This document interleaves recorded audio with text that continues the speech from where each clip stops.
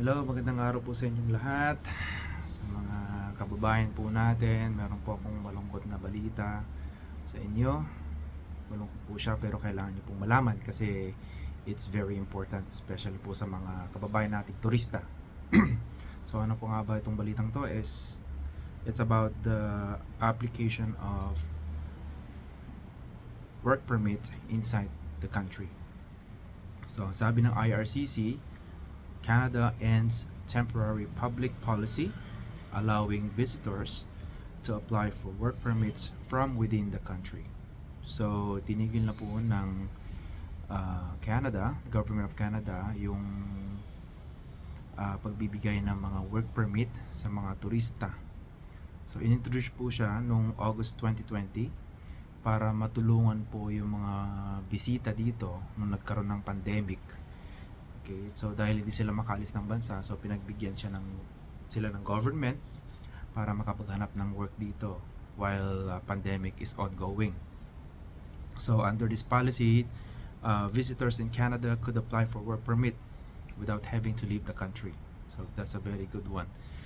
Pero dahil ngayon, February, it's actually supposed to be setting to expire by next year, February 20. Sabi dito February 20, 2025. Pero not sure kung bakit nila binago. Okay? Supposed to be next year. But ngayon, kakalabas lang ng news, pinalitan na agad nila ng date, August 28, 2024. So sa mga kababayan po natin na turista, pasensya na po. Yan po talaga ang ginagawa ng Canada ngayon. Set po sila ng mga bagong rules para mabawasan ng konti ang mga foreign workers dito. Nag-start yan sa mga estudyante, kagaya ko eh. So I'm just very lucky na naabutan ko yung policy na kahit hindi masters yung kunin ko, eh makukuha ko pa rin yung family ko to have their open work permit.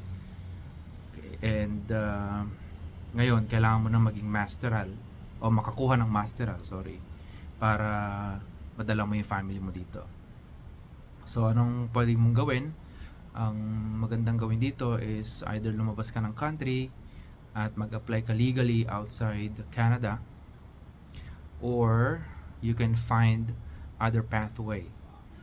So paano naman po yung mga visa holder o tourist visa holders na before August 28 sila nag-apply? So sabi dito, IRCC will continue to process applications submitted before August 28, 2024. So yan po yung ating bagong policy.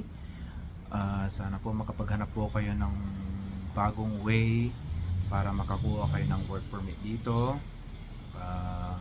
Find another pathway. So sabi ko nga, you can get out of the country to apply legally and come back here. Okay, or find another pathway like pwede kayong maging estudyante ulit. Okay, and study to have your postgrad work permit, or hopefully magkaroon po ng mga bagong policy in the future. We're hoping that these policies will benefit everyone, especially sa atin mga kababayang Pinoy na naghahangat pumunta dito sa Canada. So please spread this news sa ating mga kaibigan. Kung may kaibigan kayong turista dito, pakisabi na lang po, at sana makapaghanap sila ng way to come back here. Salamat po and have a good day.